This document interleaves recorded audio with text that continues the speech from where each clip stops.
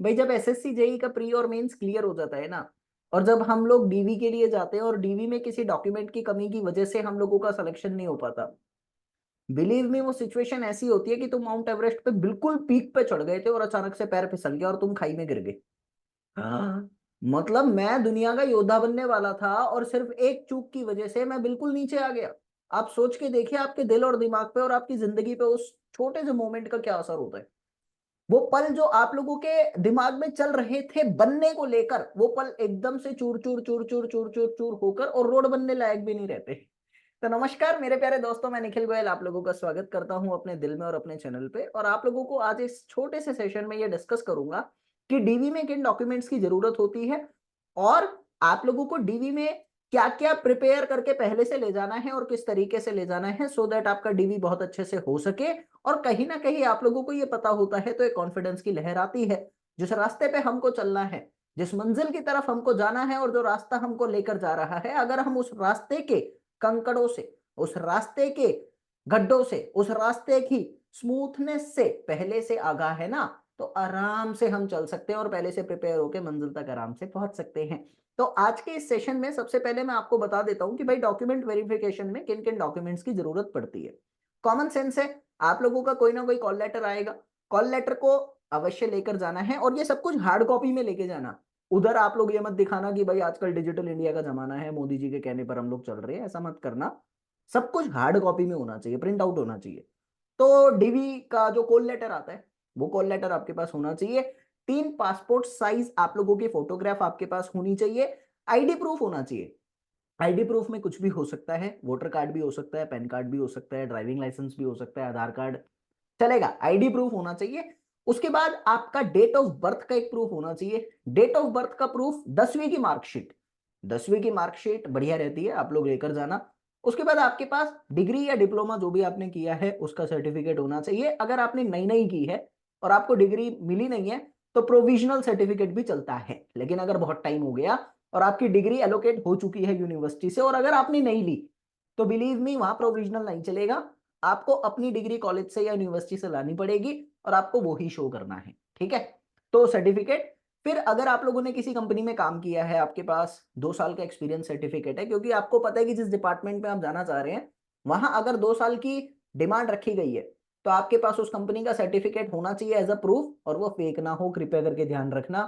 क्योंकि समय बहुत गंदा है, मोदी सरकार का टाइम है और यहाँ भ्रष्टाचार कम ही होता जा रहा है।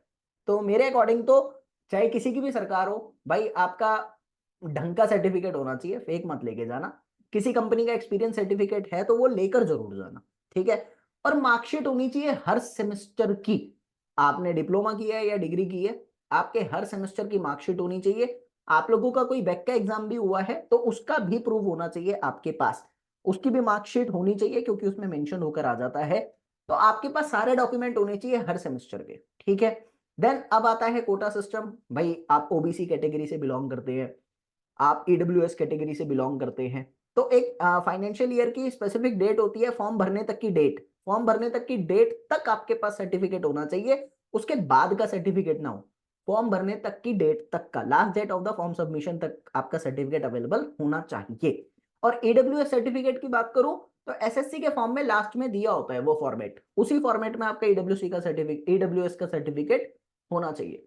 फिर अगर आप लोग S C S T category से बिलोंग करते हैं तो कास्ट सर्टिफिकेट आपका होना चाहिए। अगर आप एक्स सर्विसमैन हैं तो उसका डिस्चार्ज सर्टिफिकेट आपके पास होना चाहिए, ताकि पता लगे कि हाँ आपका कोटा वहां पर लगा हुआ है। दूसरी बात, ये सारे डॉक्यूमेंट जो जो मैंने आपको बताए हैं, इन डॉक्यूमेंट्स की 2 कॉपी तो एटलीस्ट करवा लेना, क्योंकि हर डॉक्यूमेंट की सेल्फ अटेस्टेड कॉपी होती है। तो सेल्फ अटेस्टेड का मतलब वहां पे साइन कर देना खुद ही, साइन करने के बाद आपको वो सबमिट करनी होती है। तो 2 कॉपीज, 2 प्रिंट आउट आपके सबके होने चाहिए, ठीक है भाई, सारे डॉक्यूमेंट्स के 2 प्रिंट आउट एटलीस्ट होने चाहिए।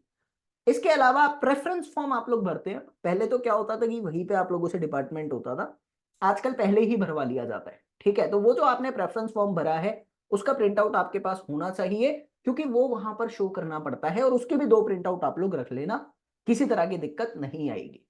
अब कोई डॉक्यूमेंट अगर नहीं है, तो देखो कोई डॉक्यूमेंट नहीं है ना, तो वहां 3 तरह से आप लोगों का रिजेक्शन हो सकता है। या तो क्लियर केस हो जाएगा कि आप 100% सही हो और आपका सिलेक्शन हो चुका है, या फिर 100% रिजेक्ट हो जाएगा। कोई ऐसा डॉक्यूमेंट है जो ठीक ही नहीं हो पाता, मेडिकल क्लियर नहीं हो रहा सपोज, तो आप रिजेक्ट हो जाओगे। या आपने कोई गलत इंफॉर्मेशन दे दी और आप पकड़े गए, रिजेक्ट हो जाओगे। तो वहां बिल्कुल रिजेक्टेड केस आता है। एक आता है प्रोविजनल केस। प्रोविजनल केस क्या होता है कि आपका कोई डॉक्यूमेंट है जिसमें नाम चेंज है। नाम की बात ध्यान से सुन लेना।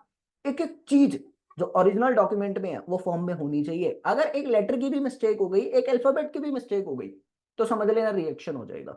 तो वहां उस केस में प्रोविजन मिलता है। प्रोविजन क्या होता है कि आप करेक्ट करवा सकते हो, आपको 1-2 हफ्ते का टाइम चाहिए, आप उसमें करेक्ट करवा सकते हो। तो वो होता है प्रोविजनल, यानी करेक्शन जहां अलाउ हो सकती है, करेक्शन पॉसिबल हो सकती है, वो प्रोविजनल केस होता है।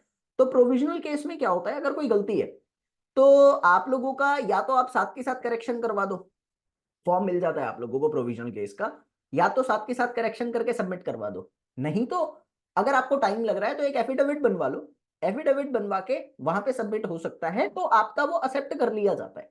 ठीक है। अगर आप लोगों का मैं बता दूं कि फॉर्म सबमिशन तक, जैसा मैंने बोला, वो सर्टिफिकेट सारे आपके पास होने चाहिए। अगर नहीं है तो ये थोड़ा सा आपका रिजेक्शन केस की तरफ जा सकता है, वहां प्रोविजनल काम नहीं करेगा। तो यही करना कि यार लास्ट डेट ऑफ सबमिशन से पहले सारे डॉक्यूमेंट पॉसिबल हो जाए आप लोगों का। ठीक है, तो यही होता है मेजर डीवी में, और कुछ होता नहीं है। बाकी आप लोगों को किसी भी तरह की कोई जानकारी चाहिए तो कमेंट बॉक्स में मेंशन कर सकते हो। I am always there to help you. Join Shreshth classes and also I need to tell you, if you are preparing for the civil engineering, so Shresh classes has given the maximum number of selections regarding the civil engineering। बस मैंने add नहीं की, promotion नहीं किया, लेकिन maximum selection दिए हैं। बड़े बड़े चैनल्स के पास भी इतनी वीडियो नहीं है जितनी स्टूडेंट्स की वीडियो मेरे पास है, जिन्होंने खुद बोला है कि हाँ निखिल सर ने हेल्प की है और उनकी वजह से सिलेक्शन हुआ है। तो अभी हाल ही में 3 वीडियो मैंने वैसे भी अपलोड करी है बच्चों की, तो ओवरऑल बहुत सारे सिलेक्शन है। तो यहाँ पर बात आती है कि आप मेरा टेलीग्राम ज्वाइन कर लो, डिस्क्रिप्शन में लिंक है। टेलीग्राम में आप लोगों को डेली वन लाइनर फैक्ट्स देता हूँ। टेलीग्राम में आप लोगों की क्विज होती है जिससे आपकी प्रैक्टिस अच्छे लेवल की हो सकती है। और 9560969640 स्क्रीन पे नंबर दिख रहा होगा, उस नंबर पे कांटेक्ट कर सकते हो। अगर किसी तरह की गाइडेंस चाहिए, नोट्स चाहिए, या कुछ भी हेल्प चाहिए सिविल इंजीनियरिंग के प्रिपरेशन के regarding, then I am always there to help you. और शर्माना नहीं है बिल्कुल भी। बाकी कमेंट में मेंशन कर सकते हो किसी भी तरह की कोई दुविधा आ रही है, या आपको ऐसे लोगों से बात करनी है जो सेलेक्ट हो चुके हैं, डीवी के बारे में जानना है, या कोई सरकमस्टांसेस के बारे में जानना है कि मेरे साथ ये हो रहा है, कैसे पढ़ाई करूं, क्या करूं, ये करूं, तो आप कमेंट कर सकते हो, या मेरे दिए गए नंबर पे कॉल भी कर सकते हो। जब भी मैं फ्री होऊंगा मैं आप लोगों की हेल्प